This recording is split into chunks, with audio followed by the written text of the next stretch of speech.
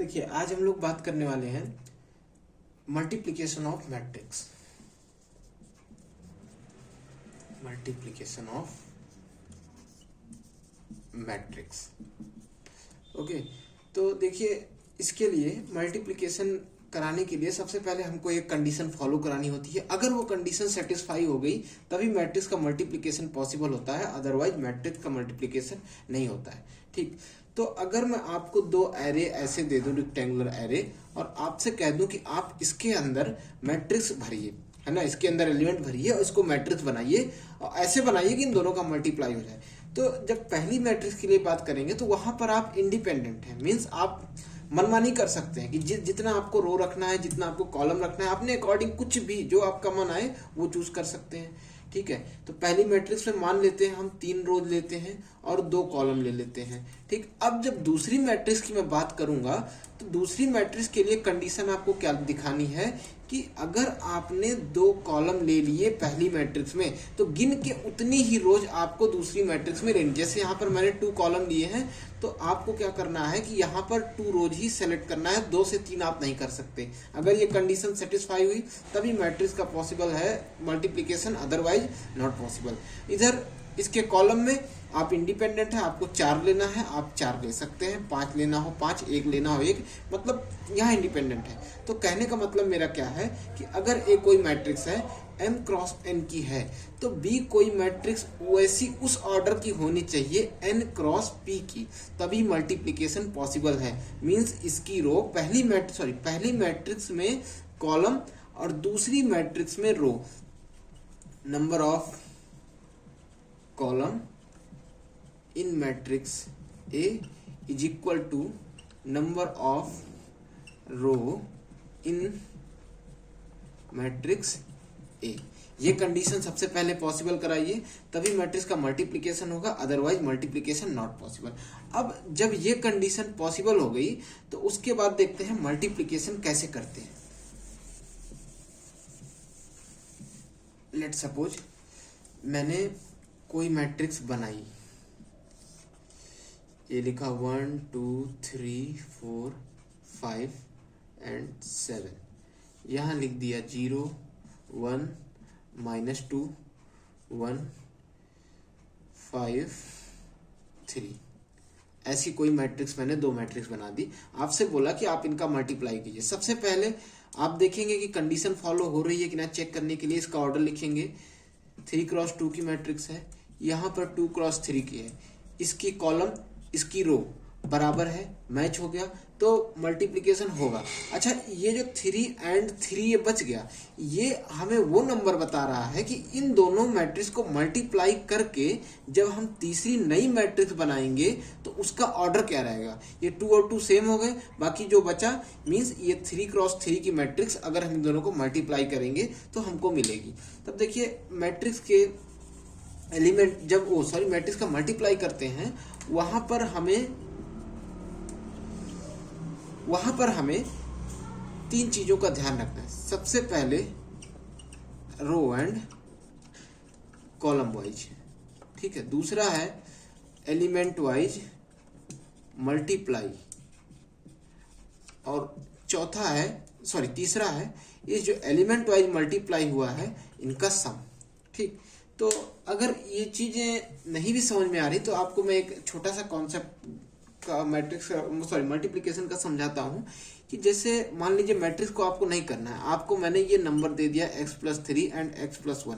यहाँ पर आप क्या करते थे कि x को 1 को रोकते थे, दूसरे का करते थे 3 करते थे, x का 1 करते थे। ठीक है, तो उसी तरह मैट्रिक्स में भी करना है, क्योंकि अब मैट्रिक्स में रो है और इधर कॉलम है, और अगर ऑर्डर डिफरेंट हो गया तो आप सीधा सीधा उठा के कर नहीं सकते। यहाँ पर मैट्रिक्स में मैंने क्या किया है, 1 को रोका है, बाकी इसको खोल के इसमें सब में मल्टीप्लाई किया। उसी तरह यहाँ भी करना है, पहले रो उठाएंगे यहाँ पर, फिर इसकी जो पार्टिकुलर रो उठाएंगे उसको इन सभी के कॉलम में, ध्यान दीजिएगा, पहले हम रो उठाएंगे उसके बाद इसके कॉलम में ले जाके बारी बारी सबको मल्टीप्लाई करेंगे। ठीक है, तो देखते हैं कैसे करते हैं। जैसे यहाँ पर मैंने इसको रोका था, बाकी इसको खोल के मल्टीप्लाई कर दिया था। उसी तरह देखिए, सबसे पहले ये हम बड़ा सा रेक्टेंगुलर एरे बना लेते हैं, इसमें रखेंगे मैट्रिक्स को। ठीक है, मैंने 1 और 2 को उठाया, ये पहली रो उठाई। अब यहां से रो उठाएंगे तो यहां से कॉलम उठाएंगे, इसका रो उठाया, इसका कॉलम लिया। अब इसके कॉलम को इसके रो के अकॉर्डिंग इसको पलट देंगे, मीन जैसे इसकी रो है उस तरह इसके कॉलम को बना लेंगे। तो जब बनाएंगे, बन गया, तो अगर जैसे 1 2 है तो इसको जब इसके फॉर्म में बनाएंगे तो 0 और 1 आपका बनेगा। ठीक है, तो अब एलिमेंट वाइज मल्टीप्लाई करेंगे। सबसे पहले 0 को 1 से करेंगे, ठीक है, उसके बाद 2 को 1 से करेंगे। अब जब मल्टीप्लाई हो गया तो इसका एडिशन कर देंगे। इसी तरह अब इसको यहाँ छोड़ेंगे नहीं, जब तक ये सब में सबको नहीं मिल जाएगा तब तक इसको छोड़ना नहीं है। ठीक है, तो अच्छा यहाँ पर देखिएगा, ये पहली रो है और ये पहला कॉलम है, तो यहां से पहली रो उठेगी, यहां से पहला कॉलम उठेगा। तो जो नई मैट्रिक्स बनेगी वहां पर जो ये दोनों का जो एलिमेंट मतलब मिलेगा, नया एलिमेंट, वो जाके बैठेगा कहाँ, ये पहली रो पहला कॉलम। तो जहां कहीं भी 1 1 होगा नई वाली मैट्रिक्स में, वहां इसको रखना है। ठीक है, तो आपको पहले से पता लग जाता है कि 3x3 की मैट्रिक्स बनने वाली है, तो 3x3 में ये 1 1 आएगा। अब जैसे यहाँ पर फिर से हमने उठाया, अब मैं यहाँ लेके गया। ठीक है, अब जब मैं इसको यहाँ लेके गया तो अब की बार पहली रो है और दूसरा कॉलम है, तो जहां पर भी नई वाली मैट्रिक्स में 1 2 रहेगा वो जाके वहां बैठेगा। ओके, तो देखिए यहां से उठाइए, एलिमेंट वाइज मल्टीप्लाई कीजिए, 1x1 एंड 2x5, अब ऐड कर दीजिए। ठीक, तो ये हमारा दूसरा एलिमेंट आ गया। अभी एक बचा है, फिर से इसको उठाइए, यहाँ पे ले जाके रखिए, तो 1x-2 और इसका एडिशन किया हमने तो 2 × 3 आया। तो इसी तरह से बाकी फिर से अब दूसरे का नंबर लगेगा, वो यहाँ जाएगा इसके पास, फिर जाएगा, सबके पास मल्टीप्लाई होता चला जाएगा। तो देखिए इसको हम डायरेक्ट करते हैं, 3 0 1 4, और यहाँ पर बचेगा, कितना बचेगा, जब इधर जाएगा फिर से 3 + 20 23 एंड 3 2 -6 एंड 4 3 12, तो +6 बचेगा। फिर एक बार करेंगे तो 7 बचेगा। अब इसको भी यहाँ जाएगा तो फिर ये बचेगा, 5 1 5 7 5 35, तो ये आएगा आपका 40। अब ये तीसरे के पास जाएगा तो 5 2 10 7 3 21, तो प्लस का 11। ये आपकी मैट्रिक्स बन के, अब इसको सॉल्व कर लेंगे तो यहाँ पर सॉल्व करने पे आपको केवल 2 देगा। इसको रफ करके हम 2 लिख देते हैं। यहाँ सॉल्व करेंगे, 5 2 10 10 11, ये आपका 11 बनेगा। ये क्या रफ हो गया, 2 था, 1 था, 1 एंड -2 और 6, तो ये बचेगा 4 बचेगा। तो देखिए इस तरीके से कुछ मल्टीप्लाई होता है। आपको ध्यान में इसका कॉन्सेप्ट रखना है, हमेशा मैट्रिक्स का ऑर्डर यही नहीं रहेगा, मैट्रिक्स में बहुत ऑर्डर हो सकते हैं इसमें कॉम्बिनेशन के। बस आपको याद क्या रखना है, सबसे पहले इसका कॉलम इसकी रो मैच करानी है। अगर मैच हो गया मल्टीप्लिकेशन होगा, अगर मैच नहीं हुआ तो मल्टीप्लिकेशन नहीं होगा। ओके, तो एक और एग्जांपल देख लेते हैं, आपका कॉन्सेप्ट पूरी तरह क्लियर हो जाएगा। अब जैसे ये कोई ऐसी मैट्रिक्स मैंने बना दी 1 2 3 4, अब यहाँ पर लिख दिया 5 1 0 3। ठीक है, आपको इसका मल्टीप्लाई करने को 2x2 की है, 2x2 की है, पीछे वाले सेम है, इधर से पीछे वाला इधर से आगे वाला सेम है, तो जी हाँ मल्टीप्लिकेशन पॉसिबल है। हमको मिलेगी नई मैट्रिक्स, किसमें, जो नई मैट्रिक्स बनेगी 2x2 की मिलेगी। तो फिर से देखिए उठाते हैं, इसका कॉलम उठाएंगे, इस पे रो उठाएंगे, इसके कॉलम को इस रो के अकॉर्डिंग बनाएंगे, एलिमेंट वाइज मल्टीप्लाई करेंगे, एडिशन करेंगे। सबसे पहले 1 से 5 का करेंगे तो आपका देखिए 1 का 5 से करेंगे तो 5 आएगा, 2 का 0 से करेंगे तो 0 आएगा। फिर अब इसको छोड़ेंगे नहीं, इनसे तो हो गया है, इनसे भी इसकी भेंट कराएंगे, तो 1 से 1 का करेंगे 1 आएगा, 3 से 2 का करेंगे 6 आएगा। अब इनका काम खत्म, अब हम नीचे बढ़ सकते हैं। नीचे बढ़े, यहाँ पे सेकेंड रो आ गई, और यहाँ पर अब ये फर्स्ट रो थी, ये फर्स्ट कॉलम था, तो यहाँ जो 1 1 वाला एलिमेंट होगा, फर्स्ट रो थी सेकेंड कॉलम था, तो ये 1 2 वाला एलिमेंट होगा, है ना। अब अगर देखिए सेकेंड रो हो गई और ये फर्स्ट कॉलम, तो 2 1 वाला यहाँ बैठेगा। इसको कैसे करेंगे, 5 को 3 से 15 और 0 का 4 से, तो 0। अब फिर इसको कॉलम खिसकाएंगे, और कॉलम खिसकाने के बाद 3 1 3 करेंगे, और फिर इसके बाद 12 करेंगे। ठीक है, तो ये आपका आंसर आने वाला है इस तरीके से। अब जैसे अगर कभी आपको 3 मैट्रिक्स का ऑर्डर दे दे, लेट सपोज ये मैंने 1 2 3 लिखा है ना। अब मैंने आपको यहाँ दे दिया 2 5 7, ठीक। उसके बाद एक और मैट्रिक्स जोड़ लूँ मैं, है ना। इसको मैं ए बोल देता हूँ, इसको मैं बी, इसको मैं सी। तो अगर यहाँ पे 1 रो है, कॉलम 3 है, यहाँ पे 3 रो है, कॉलम 1 है।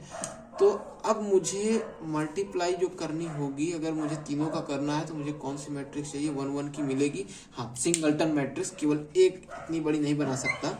अगर मुझे 3 मैट्रिक्स का मल्टीप्लिकेशन पॉसिबल करना है तो मुझे यहाँ कोई एक एलिमेंट देना पड़ेगा, 7, ठीक है। देखिए 3 रो में करना है, कोई दिक्कत नहीं है। पहले जो आगे 2 हैं उनका कीजिए, ठीक है।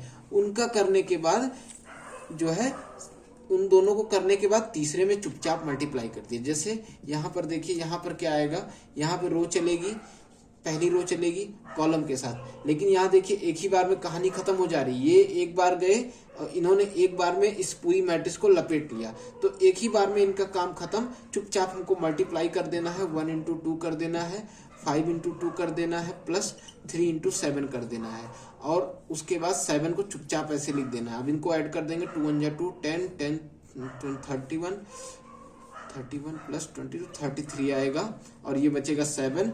अब इसका भी ना, तो यहाँ देखिए एक ही रो है, एक ही कॉलम है, 33 यहाँ से जाए 1 इंटू 1, ये भी 1 इंटू 1, तो कुल मिला के 1 इंटू 1 की ही बनेगी ही, ठीक है। और ये ऐसे जाएगा, इधर चुपचाप मल्टीप्लाई हो जाएगा, 7 3 जा 21, 2 7 3 जा 231 आपका आंसर हो जाएगा।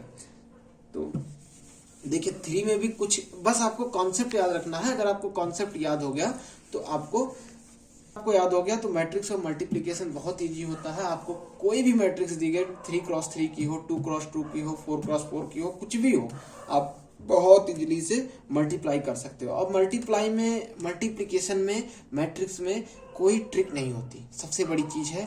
अगर कोई कहता है कि आप ट्रिक, क्योंकि ट्रिक देखिए चीज ही इतनी सिंपल है कि सिंपल आपको रो एंड, एक में रो लेना है और दूसरे को उसमें कॉलम लेना है, और कॉलम को ही रो के फॉर्म में बना के एलिमेंट वाइज मल्टीप्लाई करना है। अब जब मल्टीप्लाई हो गया तो दोनों का एडिशन कर देना है, ठीक है। तो इतना सीधा सा कॉन्सेप्ट है। अब मल्टीप्लाई और एडिशन में कोई आपको ट्रिक तो बता नहीं सकता कि आपको 2 और 2 का मल्टीप्लाई करना है, तो मैं आपसे कह दूं एक बार 2 ले लो, फिर मल्टीप्लाई भूल जाओ, 2 कर दो, या फिर 4 डंडी ऐसे खींच के 4 बना दो। तो ये बकवास की बातें हैं। देखिए कुल मिला के कहना ये है मैट्रिक्स के मल्टीप्लिकेशन में, कि मैट्रिक्स के मल्टीप्लिकेशन में आपकी कमांड तब आ जाएगी जब आप बहुत प्रैक्टिस करेंगे। प्रैक्टिस करते जाएंगे तो कितनी भी बड़ी से बड़ी मैट्रिक्स हो, आपको एक स्टेप से ज़्यादा नहीं लगेगा। तो मैट्रिक्स का मल्टीप्लिकेशन की प्रैक्टिस कीजिए, और अगली वीडियो में हम लोग देखेंगे कि मैट्रिक्स का detail concept and properties of multiplication.